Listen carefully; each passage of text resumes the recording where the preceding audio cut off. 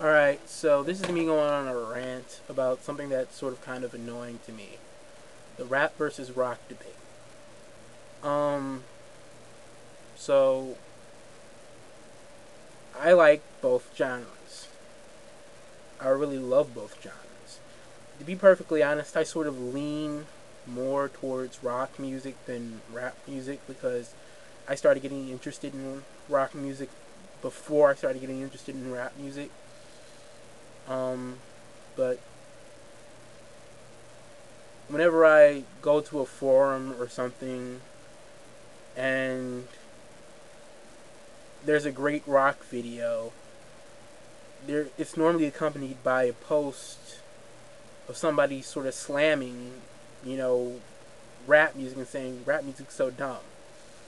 Um, and I'm like, yeah, well, so is some rock music. You know, not everything's great. I mean, both genres have, their pop music. Um, Here's sort of what I think happened over the last, you know, 5, 6, 7 years. Rap became cool. And so, like they did with, rock in like the 80s, and just sort of like they did with psychedelic rock in like the late 60s, they started to market it. And, it just wasn't sort of the same thing. There are a lot of underground rap artists that I like, although I don't know if I can really call them underground because, you know, a lot of people know about them. Twelve Quality, um, Mos Def just came out with an underground album. Well, he didn't just come out with it. I mean, it's been out for like a year. I haven't really been able to find it, but I really want to get my hands on it. You know, um, I mean, rap music is sort of in a weird place right now. Because it is popular, it is sort of being marketed, and corporations do have a vested interest in sort of pushing certain images in front of, people who buy it. And not all of those images are smart or articulate or, you know, good. But if you search around, if you, go at it with an open mind, you'll find a lot of great stuff. Um, the majority of what's on the majority of what's on MTV sucks. But if but every now and again they do get a really creative, really cool artist. Some of whom are underground, like Gnarls Barkley, which is really a collaboration of two artists, both of whom, I, when I listen to their stuff, is really cool. Um, I think it's a collaboration between MC Doom. Or am I thinking of another group? I might be thinking of another group.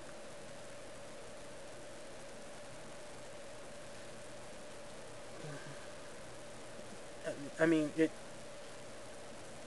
You just have to sort of go at it with an open mind. Another thing that I hear about, you know, when I this happened more so when I was in high school, not so much now, but I liked rock music, and everybody slammed on me because for some reason you can't be black and like rock music. I mean, you can be, but you'll get a lot of flack from it from your friends.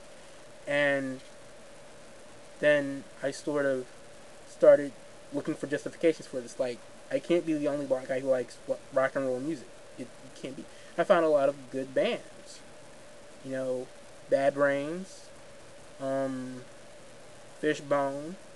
Not only that, but you can't look at the history of rock and roll without looking at, black music, because in the beginning of the early stuff, which I really like, rockabilly stuff, was black music. I mean, apart from Ray Charles, you also have Chuck Berry, Little Richie, and don't even get me started on Jimi Hendrix. I mean, it's impossible to look at rock and roll without looking at, African Americans, and it just sort of sucks that a lot of people go, that's white music, and just sort of shut it off.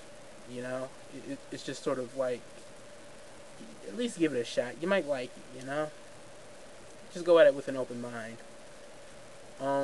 And I just think that this whole rock, rap, debate thing just sucks. I mean, the truth of the matter is that you have to look at individual songs, individual pieces, and some of them are good.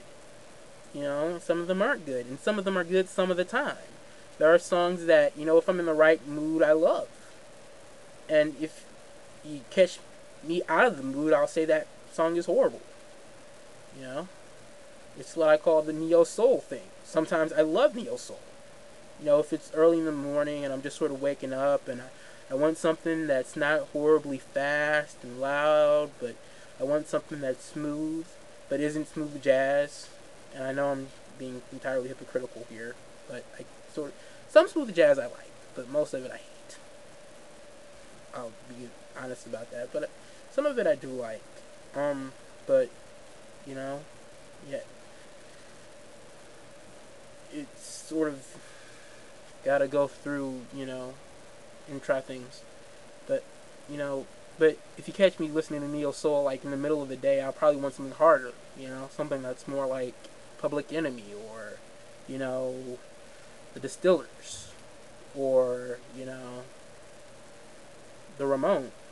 And I just sort of want something like towards the middle of the day, something louder, something that's higher tempo, something that, you know, will get me more pumped. But if you catch me like in the early beginning of the day, anyway, that's just me sort of going on about my music taste. My point was originally that I think that both genres are more similar than, you know, than most people think. I mean, you have, you know, Bring the Noise, which was great collaboration between those two. You have, you know, Linkin Park's and Jay-Z's, you know, Numb Encore thing. That was great.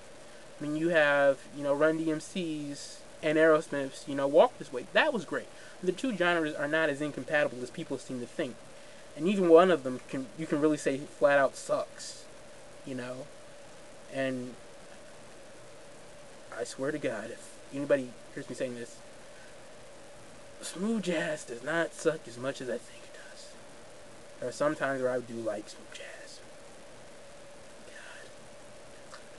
That's going to keep me later. Alright, that's pretty much all I have to say, so see you.